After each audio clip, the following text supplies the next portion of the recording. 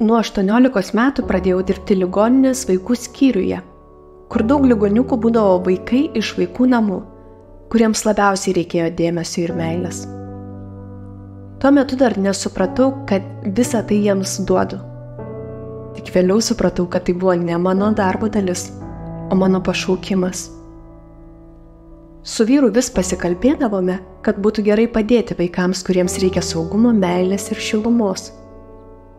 Atsitikus kuriozui, kuomet mano vyresnysis sūnus buvo apvogtas ir pradėjus aiškinti sužinojau, kad vaikas, kuris apvogė mano sūnų, gyvena globėjų šeimoje. Vyrui nuvykus pas globos centro direktorių aiškinti situacijos, prasidėjo mano tapimo būtinčia globotoje kelionė. Vyras direktoriui užsiminė, kad aš labai noriu padėti vaikams, netekusiems tėvų globos. Jis į namus parnešė žinią, kad kaip tik dabar yra vykdomi mokymai žmonėms, kurie nori tapti globėjais, budinčiais globėjais. Užsidegusi lankiau kursus. Buvau laiminga, kad mano pašaukimas duoti vaikams netekusiems tėvų globos meilės, laimės, šilumos, dėmesio, saugumo pagaliau išsipildys. Mokymų metu, klausydama, ką pasakoja mokytojai, galvojau, kad viską jau žinau, nes turėjau jau nemažą patirtį dirbdama su mažaisiais ligoniukais. Tik vėliau tapusi budinti globotoja supratau, kaip klydau. Nieko panašaus savo gyvenime dar nebuvau išgyvenusi. Vieną rytą gavau koordinatorės skambutį, kad gyvybės langelyje yra paliktas kūdikis. Kai jį atvežė, buvau labai susijaudinusi, pasimetusi. Prasidėjo nebe mano vienos, bet visos šeimos kelionė. Jaučiausi kaip ją pagimdžiusi. Mergytė augo, o mes keitėmės. Klausėte, kaip galima pamilti svetimą vaiką?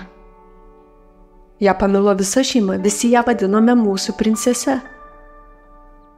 Šiandien dienai vis pajokauju, turiu 2 sūnus ir dukrą. Ši princesė paliko labai gilius jausmus ir prisiminimus.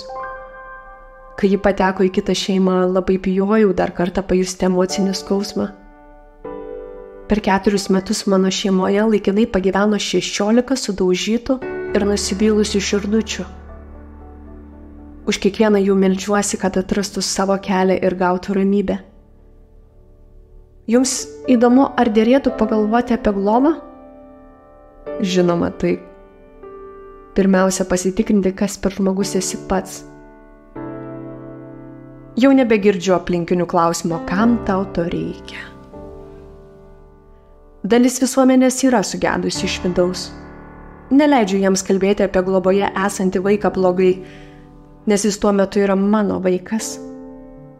Labai jautriai reaguodavau į kritiką, kai su mūsų princese tekdavo eiti į įvairias pagalbos ir paslaugų įstaigas, kur mane daug kas kaltindavo, jog aš atėmiau vaiką, kad vaikai turi augti su savo tėvais, savo šeimose.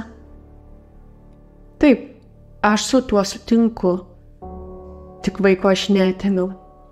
Priėmiau ją į savo namus ir į savo šeimą, kol jos tikroje šeimoje taps saugu.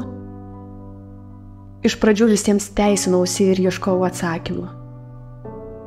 Kodėl žmonės, nežinodami, kaip šitas mažas stebuklėlis atsirado mano šeimoje, iškart lieja tiek pykčio, kaltinimo, žemina mane. Labiausiai mane stebino, kad tose vietose, kuriuose regis dirba įsilavinę tos srities specialistai, teikiantis paslaugas mūsų kaimynams, kolegoms, šeimoms, vaikams, kurie mus gydo, žino mūsų finansinę padėtį, ugdo, kritikuoja mano veiklą tiesiai man į akis, nenori suteikti tokių paslaugų, kurias auginant savo 2 sūnus visada gaudavau ir man nereikėdavo teisintis, nes tai buvo mano biologiniai vaikai. Augant mergaitį augo ir mano pasitikėjimas savimi ir mūsų šeimos tikėjimas, kad esame tinkamoje vietoje, tinkamu laiku. Savo pašaukimą vis dar tęsiu, nes kasgi kitas apgins tėvų globos netekusi vaiką. Tik globodama vaiką matau, kaip jis keičiasi. Jei noriu iš jo sulaukti grąžos, turiu pati jam duoti. Šis darbas nelengvas, bet jis turi didelę prasmę.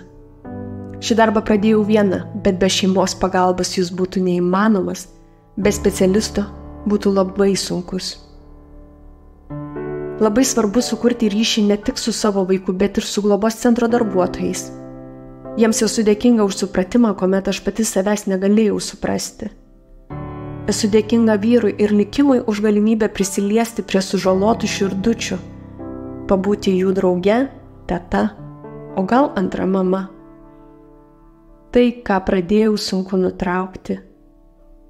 Apima geras jausmas, kai žinai, kad vaikų, kuriems tavo šeima yra adata ir siūlas, jūsų daužytose širdyse, sulaužytose likimuose įsiūti žodį – meilė.